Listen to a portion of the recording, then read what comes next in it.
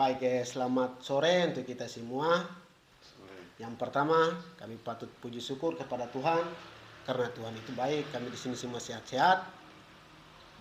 Kesempatan ini saya sebagai moderator Terinus Logo, dan di sini pemateri yang pertama, Ketua Germapa Gerakan Mahasiswa Papua Aban Farayaba. Pemateri yang kedua, Ketua Komunitas Pelayar Mahasiswa Babika, untuk Bapak Aban Apolos. Terima kasih. Kami di sini akan bahas tentang program strategi nasional PSN di Merauke, merampas 2 juta hektar hak tanah adat masyarakat adat. Untuk itu kami akan bahas. Kami tidak membuang-buangkan waktu. Saya serahkan kepada pemateri. Pemateri yang pertama untuk itu Aban Farayaba. Waktu dan tempat kami persilakan. Ya, terima kasih banyak atas kesempatan diberikan kepada saya. Saya tadi sudah diperkenalkan, terus saya langsung saja masuk terkait dengan proyek strategis nasional PSN dengan model ekonomi food estate ya di Merauke yang lagi tren, semua orang lagi angkat bicara. Kalau kita lihat, kita analisis soal bagaimana AMDAL dampak analisis dampak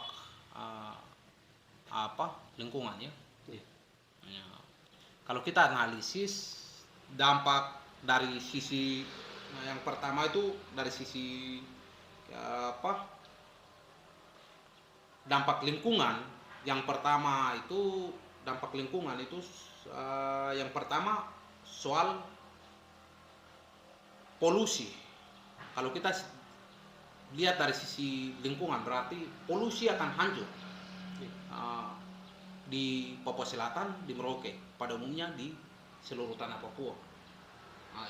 Itu yang berikut. Yang kedua, itu dampak daripada perusahaan itu tentu membuang limbah yang akan berdampak tentu kepada masyarakat adat di setempat. Yang berikut,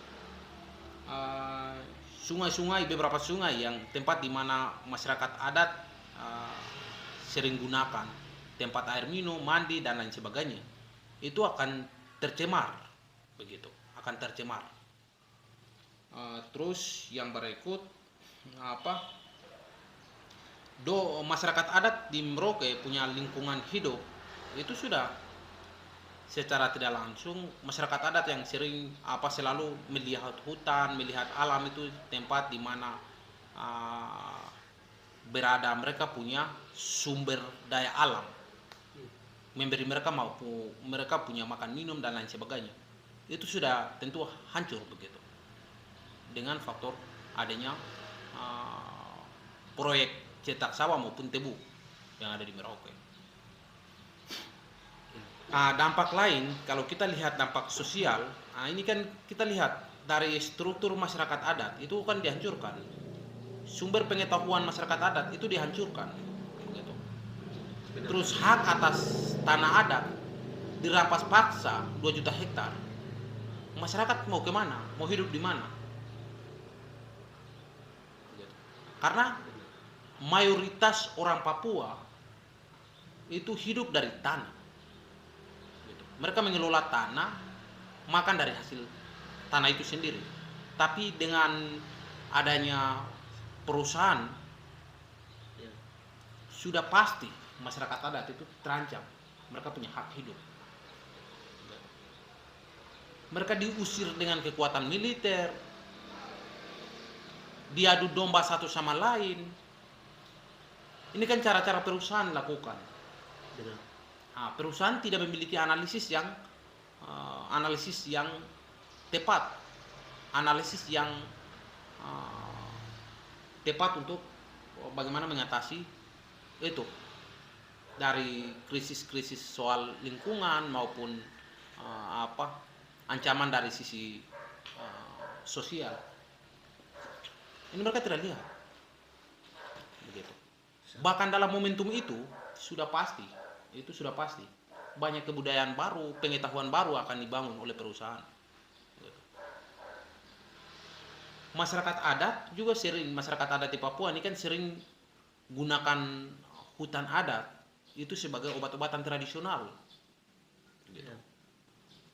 Masyarakat adat juga, apalagi di Boven Digul itu kan perempuan mau melahirkan itu pergi berlindung di bawah pohon-pohon besar dan melahirkan di bawah pohon. Tetapi dengan adanya deforestasi yang sangat luar biasa, terus juga perampokan tanah 2 juta hektar, sudah pasti masyarakat adat itu terancam. Dan kami melihat ini kejahatan sangat luar biasa yang dilanggengkan oleh negara kolonialisme Indonesia.